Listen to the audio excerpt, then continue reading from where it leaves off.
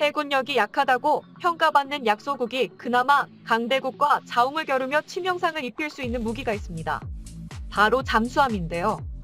불과 얼마 전 한국이 순수 독자 기술로 개발한 후 실전에 배치시켜 임무를 시작한 잠수함이 있습니다.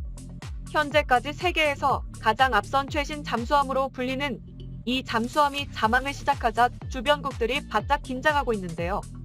2015년 9월 북한이 바다 한복판에서 잠수함으로 미사일을 발사하는 장면을 담고 있습니다. 당시 김정은이 참관한 가운데 신포급 잠수함에서 발사된 이 미사일 때문에 전 세계 많은 나라가 쉬쉬했지만 북한 미사일 기술이 이만큼이나 발전했냐면서 놀라움을 감추지 못했습니다. 영상으로 공개된 이 장면은 탄도미사일이 바다에서 사출된 후 로켓 점화까지 성공하는 모습을 담았는데요. 여러분들도 무기와 관련된 뉴스에서 지대지, 지대공, 공대지, 함대함 미사일 등등의 단어를 들어보셨을 텐데요. 이 단어들은 미사일의 발사 지점과 목표 지점을 나타내는 합성어입니다.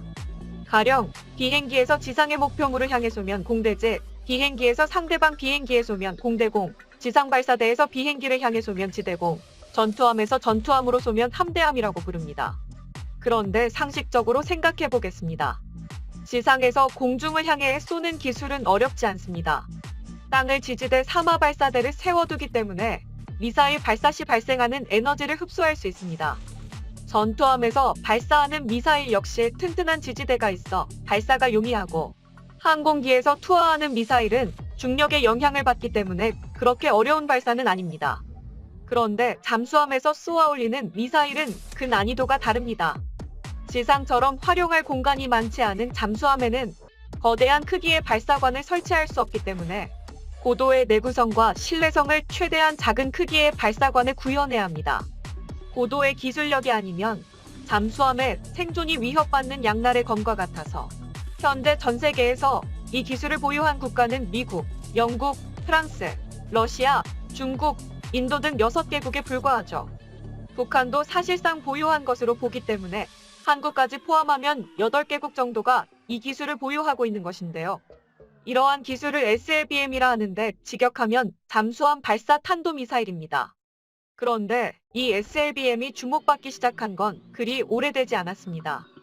현대의 잠수함은 대부분의 시간을 물에서 보냅니다. 필요할 때만 잠수하는 것이 제2차 세계대전까지의 잠수함이었다면 이후 필요할 때 물 위로 떠오르는 잠수함으로 발전했고 현재는 부상하지 않는 잠수함으로 발전했는데요. 그래서 항상 깊은 바다에서 작전을 수행하는 잠수함은 탐지하는 것이 상당히 어렵습니다. 어디에 숨어 있는지 찾기 어렵고 이 말은 잠수함이 몰래 어디에선가 SLBM을 발사할 수 있다는 의미가 됩니다. 그러니까 잠수함은 작전 특성상 스텔스 기능을 항상 가지고 있다고 볼 수 있는 것인데요. 그런데 얼마 전 한국에서 이 SLBM이 가능한 잠수함 한 척이 임무를 시작했습니다. 바로 도산 안창호함입니다. 지난 8월 13일 한국 해군은 우리나라가 독자 기술로 개발한 3,000톤급 도산 안창호함을 인도받았습니다. 1년간 전력화 훈련을 통해 작전 수행 능력 평가를 거친 뒤에 2022년 8월 실전 배치될 예정이라고 하는데요. 지금까지 3,000톤급 이상의 잠수함을 독자 설계 및 건조하는 국가는 미국, 영국, 프랑스, 일본, 인도, 러시아, 중국 등으로 이제 한국이 9번째 개발국이 되었습니다. 사실 한국이 3,000톤급 잠수함을 개발해 건조했다는 것은 큰 의미가 있습니다. 독일이 제2차 세계대전에서 선보였던 유보트의 기술을 하나도 전수받지 못했음에도 이를 바탕으로 건조된 209 장보고급 3대를 도입했고 이를 기초로 한국형 잠수함 기술을 발전시켜 독자적으로 건조해냈으니까요. 1992년 제한번함 장보고함을 시작으로 지속적으로 잠수함 기술을 개발해 3,000톤급 잠수함을 개발해 매달렸고 2번함 암모함, 3번함 신체호함까지 장보고 3급을 완성시켰습니다. 잠수함이란 상상을 초월하는 심해의 수압을 견딜 수 있는 강한 선체와 다양한 장비와 시스템이 한치의 오차도 없이 제작되어야 하는 초고난도의 기술력을 필요로 합니다. 바다 아래의 우주선이라고 부르는 이유가 있죠. 이번에 임무를 시작한 도산 안창호함은 디젤 잠수함인데요. 한국을 포함해 전 세계에서 운용되는 디젤 잠수함은 2,000톤급 안팎인 경우가 대부분입니다. 3,000톤급 디젤 잠수함은 일본이나 호주 등 일부 국가에서만 보유하고 있고 특히 도산 안창호함이 보유한 SLBM을 탑재시킨 디젤 잠수함은 세계적으로도 거의 유례가 없는데요. 영상 초반에 SLBM에 대해 잠시 살펴본 것도 도산 안창호함의 가장 큰 특징이 바로 현무이비를 개량한 사거리 500km의 SLBM이기 때문입니다. 앞서 SLBM은 잠수함에서 발사되고 이 잠수함을 찾기 어렵다고 설명드렸는데요. 하지만 이 기술은 핵무기를 가진 국가라면 누구나 꿈꾸는 꿈의 무기입니다. 단 한 발로 세계를 멸망시킬 수도 있는 핵무기의 핵심은 무엇보다 운반체계입니다. 핵무기를 운반할 때는 크게 세 종류의 운송수단이 있는데 하나는 핵투하가 가능한 폭격기이며 다른 하나는 지상에서 발사하는 대륙간 탄도미사일 ICBM 그리고 잠수함에서 발사하는 SLBM입니다. 이 모든 운송수단이 핵폭탄을 나르는 운송수단이지만 그중 SLBM이 가장 무서운 무기입니다. 보통 SLBM은 핵추진 잠수함의 탑재실입니다. 아주 적은 우라늄으로 거의 무한대에 가까운 작전 시간을 확보하기 때문에 승조원의 정신건강이나 식료품 보급이 허락되는 한평생 동안 바닷속에서 작전이 가능하죠.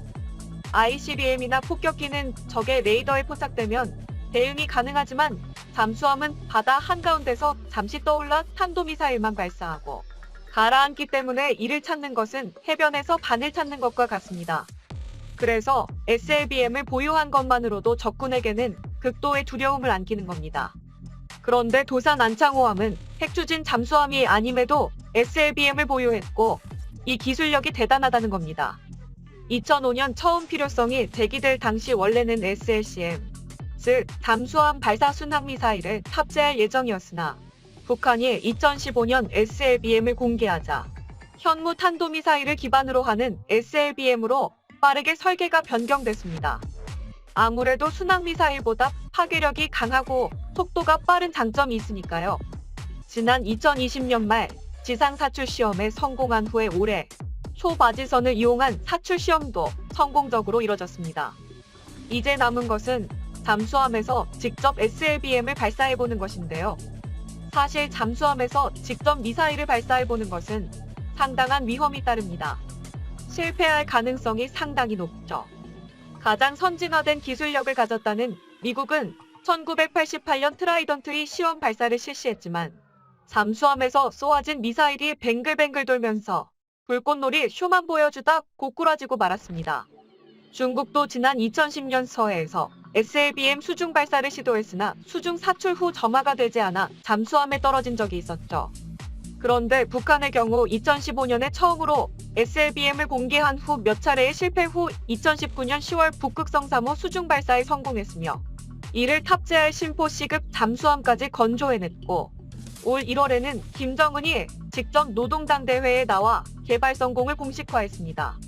북한의 이러한 성공에 자극받은 한국도 세세한 오류를 바로잡고 바다로 보내 임무를 시작한 겁니다. 도산 안창호함은 길이 83.3m에 폭 9.6m로 15층 아파트를 뽑힌 길이입니다. 50명의 승조원을 태우고 최대 37km로 유영할 수 있는데요. 기존의 209급, 214급 잠수함보다 크기가 2배 가까이 커진 것은 물론 다양한 무장을 탑재시켜 전시는 물론 평시에서 주변국과의 해양 분쟁에 대응 가능한 핵심 전력으로서의 역할을 하게 됩니다.